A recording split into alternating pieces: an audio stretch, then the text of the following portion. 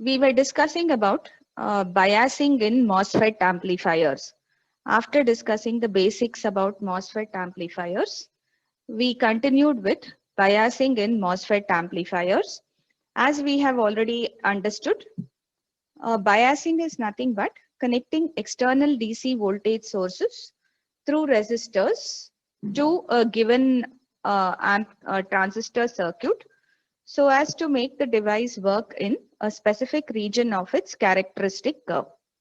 So generally we know that we should make the device work in the saturation region for amplifier applications.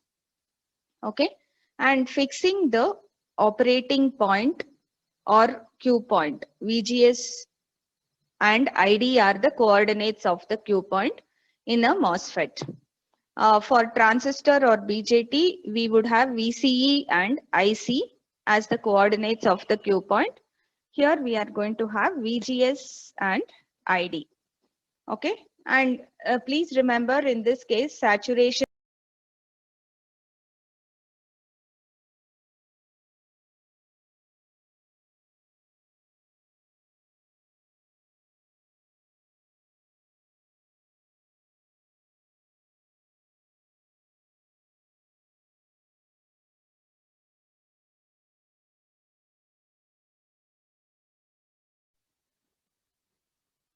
the saturation region in this case is this region where the device operation is linear and it could be used as an amplifier.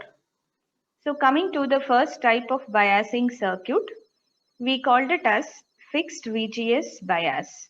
What is this fixed VGS bias? The gate source voltage would be fixed in this case. So you see this is the MOSFET and the gate source voltage is given here, and we have a load resistance RD, and we need to keep this voltage fixed or constant. This VGS would be kept fixed or constant in this type of biasing arrangement. This could be done in multiple ways. One of the most commonly used resistor connection is the voltage divider bias resistor.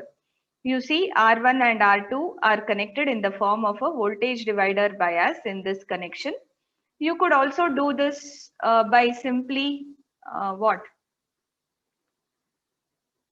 You can have this fixed VGS bias by simply connecting a voltage source here. You could connect a voltage source with a resistance. So you can have a resistance and a voltage source. There are multiple ways of doing this. All this will give us the same results. So this will be known as the fixed VGS bias. Okay, one of these circuits we can use. And then we had to analyze the Q point. So if we have to find the value of this Q point, we have to see. Generally, we said VGS versus ID will give us the Q point. So here, how do I fix VGS? VGS is already fixed here. Let me consider this circuit. From voltage divider bias,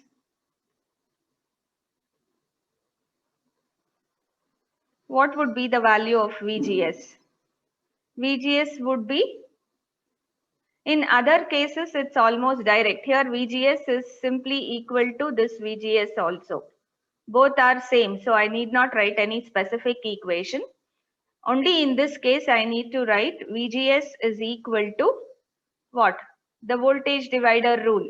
VDD into R2 by R1 plus R2. So according to the voltage divider rule, the drop across this resistance R2 will be main voltage VDD into resistance R2 divided by sum of R1 plus R2. Okay, so that is how we find the value of VGS. Now the operating point involves ID also. So how do I fix up? So you can just say in voltage divider arrangement, VGS is given as VDD into R2 by R1 plus R2. And how do I find the value of current ID? I told you to remember the equation for the current ID in the saturation region. ID is equal to half Kn dash W by L into VGS minus VT the whole square. Please remember this equation. You need this equation whenever we do biasing as well as amplifier analysis of MOSFETs. So the drain current is half Kn dash W by L. Usually I told you all these are constants which would be specified. Even VT is a constant for a given MOSFET. A manufacturer would have specified the value of VT for a given MOSFET. Only this VGS and ID are the variables. So we have seen how ID versus VGS curve looks. We had seen here when we did the stability analysis. Anyway, we'll do it again later. We'll just come back. So what you need to remember to fix the Q point is these equations. First find VGS, then you find ID. Therefore, Q point whose values are VGS and ID is fixed. Okay. So once the Q point is fixed, now what should I do? You can also find later on this, what would be the voltage between the drain and the source VDS. Can you tell me how to find this voltage VDS in this? Anybody? What do I have here?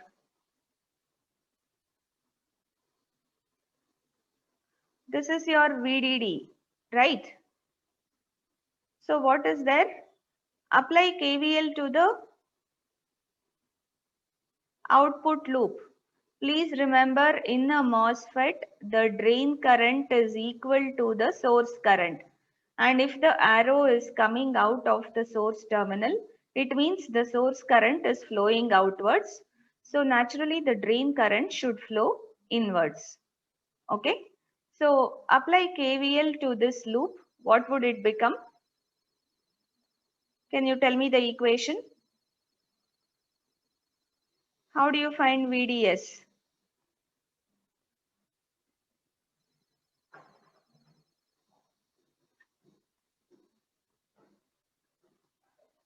To find VDS, apply KVL to output loop. What would you get?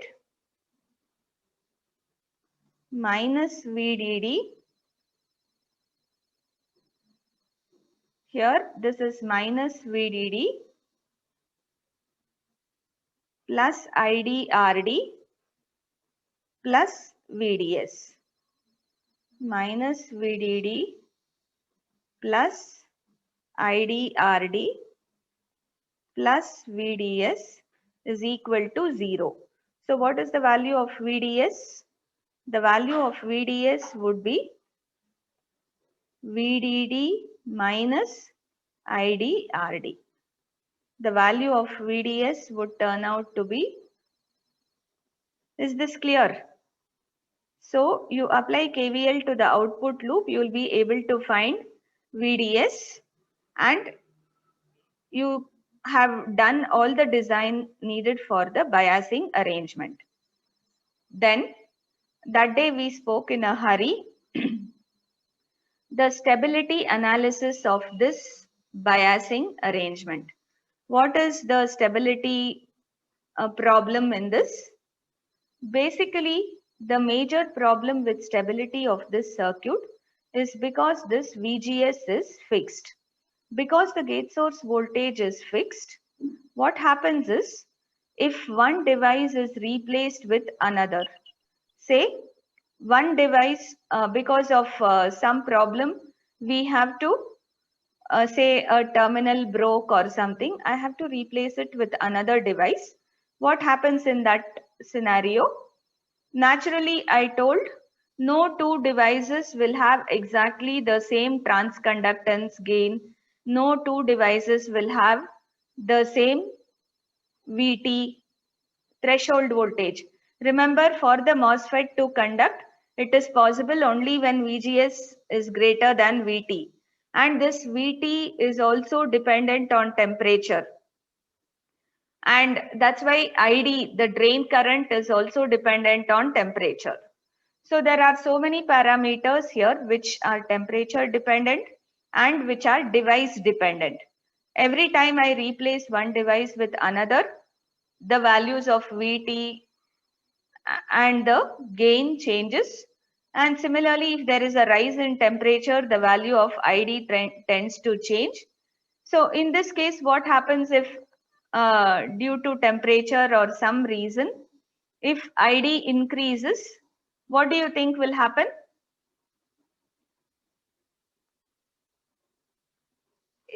Here, please remember ID is given as half Kn dash W by L VGS minus VT the whole square.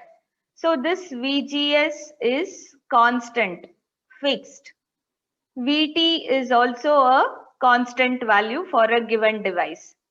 Kn dash W by L is also a constant. So what happens to the value of ID if it tends to increase? There is no phenomenon in this circuit to stop increase of ID. So ID will continue to increase, which in turn increases the heat in the junction. Heat means that again means further increase in temperature, further increase in drain current. So this is a vicious cycle which continues until the device is burnt. Thermal runaway we called it as. In transistor, same thing happens here. There we called it as just fixed bias. Here we are calling it as fixed VGS bias. So when the gate source voltage is fixed, the behavior of the circuit will never be able to control the increase in drain current. And because of that increase in drain current, there is a constant increase in the heat across the device, which may lead to thermal runaway.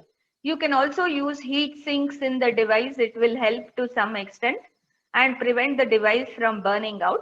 But still, this problem cannot be avoided. In the sense, the current goes on increasing in proportional to change in device or temperature. So in this characteristic curve, ID versus VGS, we have plotted two different device characteristic curves. Say this was device 1.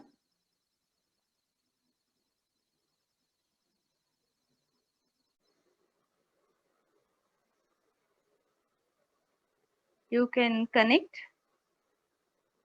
one single resistor at the gate and ground it, because you have the power supply in the source junction. So this is another alternate way of getting fixed VG bias. How is VG fixed here? The drop across this resistance RG will remain constant. How do I find the drop across this resistance RG?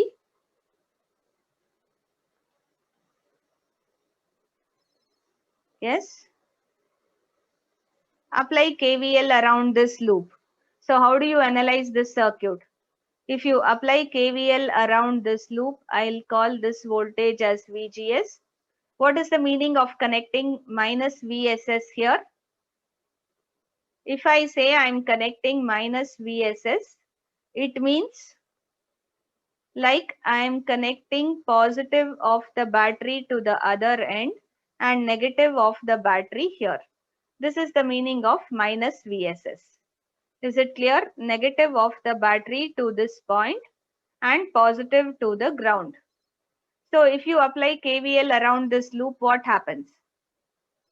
You start from this power supply as before, minus VSS, moving from here like this, we are moving clockwise, and here we should have a small current.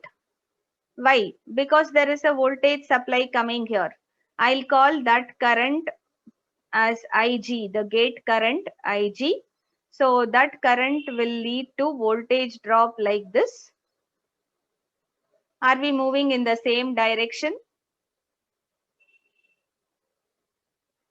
Are we moving in the same direction as the drop developed? See, if IG is flowing upwards, this end is supposed to be more positive with respect to this end. So, plus IG RG. And again positive to negative plus VGS. And the current here is ID, remember.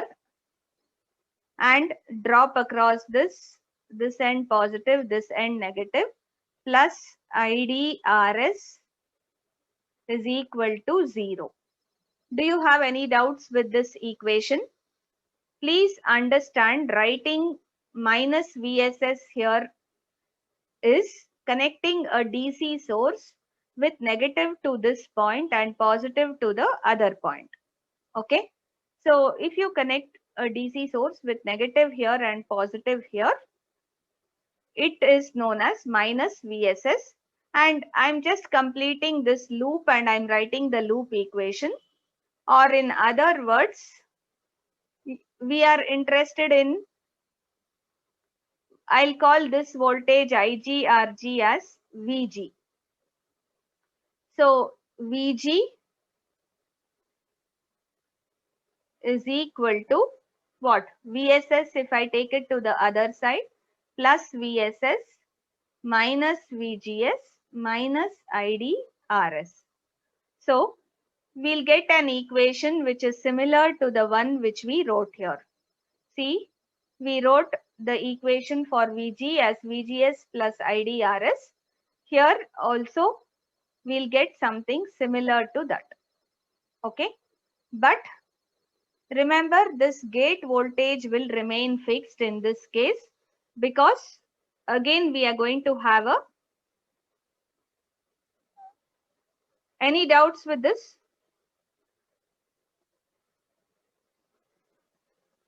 I told you IG will be almost 0 here, but still none of you are telling why you are considering IG.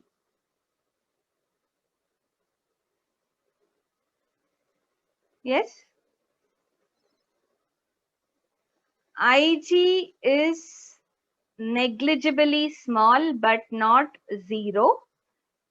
So we will choose a very large resistance here. RG is chosen to be very large in mega ohms, so that a small IG flowing in this circuit will cause a large voltage drop VG here. Okay. So this resistance RG is chosen to be large, so that a very small current in microamps which may flow here will cause a voltage drop because the resistance is going to be in mega ohms.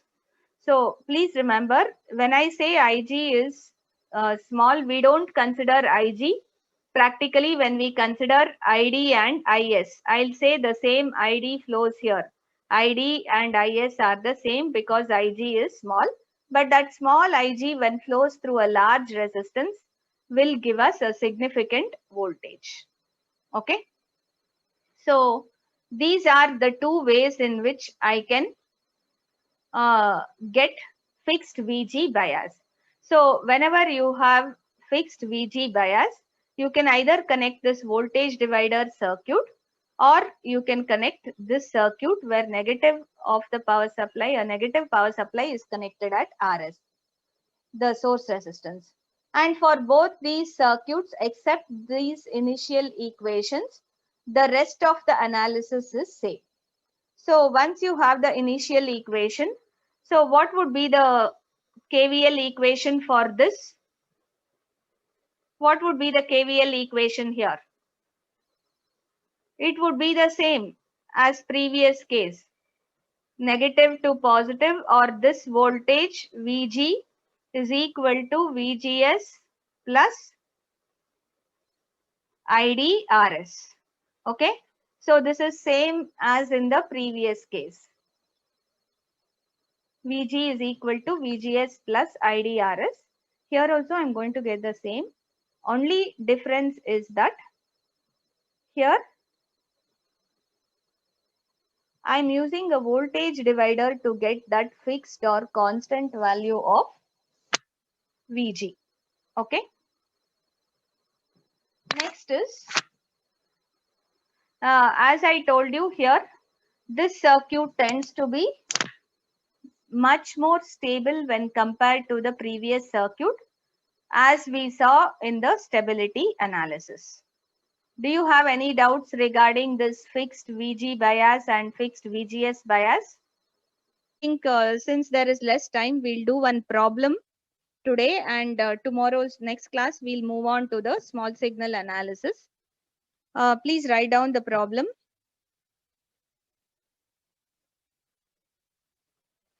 It is required to design. I'm not going to write full here. It is required to design a voltage divider, fixed Vg bias, voltage divider fixed Vg bias circuit to establish ID at 0.5 milliampere. So the drain current should be at this point.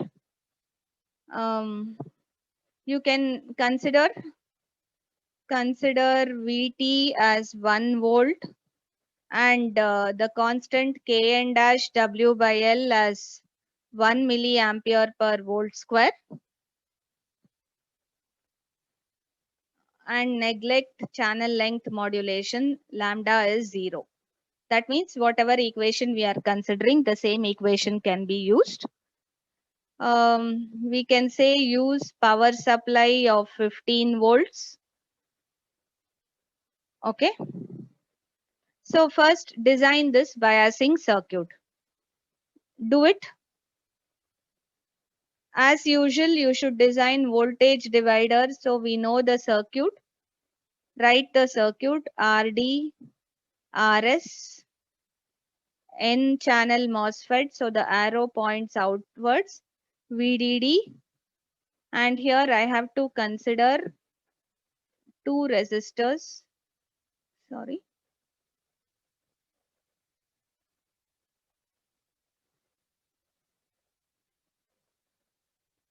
R1, R2.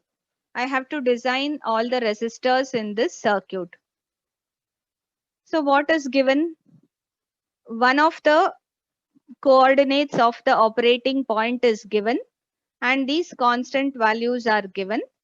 So just like how we would use the thumb rule in BJTs, here also we can use that thumb rule on the output side. You say similar to BJTs, the thumb rule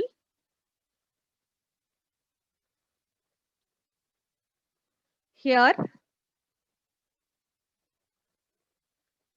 states that what? The drop across the load resistance should be approximately equal to the drop across the drain source junction in the MOSFET and should be equal to the drop across the source resistance. So there are 3 drops in the output loop. Everything will be connected to one single DC voltage source VDD. That's what is the meaning of this VDD. So what will happen to all the 3 values? How much should it be? Here VDD is equal to IDRD plus VDS plus IDRS. This is nothing but IDRD. Yes or no? This is IDRS. VDS is, so if all the 3 should be equal, there are only 3 drops. across one constant value, how much should it be?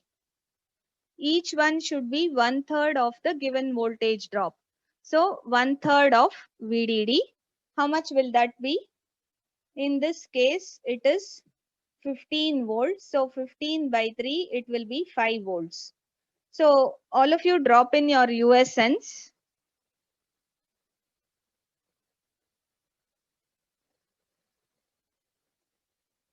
Therefore, I can say ID into RD is 5 volts. So can I find the value of resistance RD? RD will be equal to 5 by ID, 5 volts by 0.5 milliamps. How much would it be? 10, 10, yeah, 10 kilo ohms. Okay. Similarly, ID into RS is also equal to 5 volts, 1/3.